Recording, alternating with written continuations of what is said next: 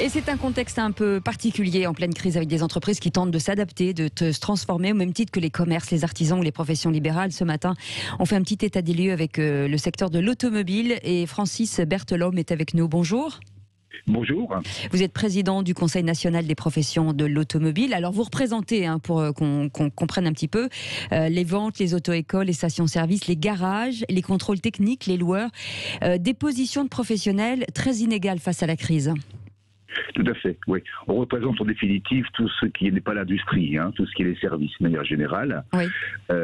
Et d'une manière, pour la partie économique, puisque c'est le vrai sujet, si vous voulez, le premier confinement avait laissé des traces, mais globalement, après un plan de reprise qui avait été plutôt bon, si vous voulez, qui avait relancé un peu en juin, en juillet et en août. Oui, on l'a senti cette période de relance un petit peu, non ? On avait repris un peu de couleur, si vous voulez, les PIB étaient un peu remontés, on savait à peu près vers quelle perte on allait aller, et puis on s'attendait effectivement à ne pas avoir de problème de trésorerie, parce que le problème des entreprises, vous le savez très bien, c'est le problème de la trésorerie. Absolument. Et comme il y avait eu beaucoup de possibilités avec les PGE, avec les possibilités des aides données aux pivotiers des entreprises, avec les reports éventuellement et les échéances, il y avait la trésorerie qui était pratiquement sans trop de difficultés, ce qui est vrai encore aujourd'hui, mais effectivement par contre, ce qui n'était pas bon du tout, c'était le compte de résultat.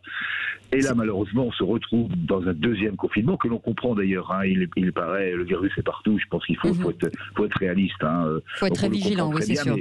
Mais de nouveau, on va reprendre. Là, on se repose un certain nombre de questions pour nous.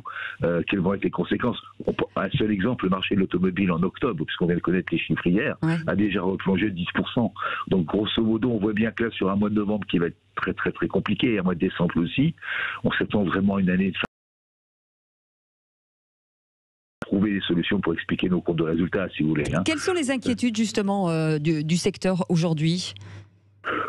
Les inquiétudes sont clairement liées. Est-ce que sur les fermetures ou les ouvertures, c'est flou, selon vous ?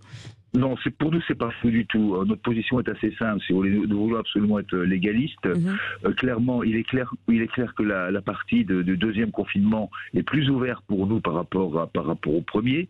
C'est-à-dire que nous pouvons livrer des véhicules neufs avec le Click and Select. Nous pouvons louer des véhicules. Nous pouvons vendre des pièces détachées. Nous pouvons réparer les véhicules de ceux qui en ont vraiment besoin pour rouler sans aucune difficulté. Donc on voit bien que effectivement, il y a une évolution positive. Par contre, on est assez d'accord avec les interpros, si vous voulez, considérant qu'à un moment donné, nos showrooms, qui font partie de ce qu'on appelle les établissements recevant du public catégorie 5, on a tout à fait la capacité, par des densités très faibles de population, de pouvoir réouvrir. Et nous serons dans la demande, mais dans la demande seulement, mais vis-à-vis du 12 octobre, de donner notre possibilité de le faire. Et nous poserons les questions en expliquant pourquoi, a priori, nos showrooms ne sont pas plus dangereux pour la circulation des virus que partout ailleurs. Oui, voilà. Ça c'est vraiment l'interrogation un petit peu partout dans pas mal d'activités. Merci beaucoup Francis Berthelhomme d'avoir été avec nous. Vous êtes président du Conseil national des professions de l'automobile que vous retrouvez bien entendu en podcast sur sudradio.fr.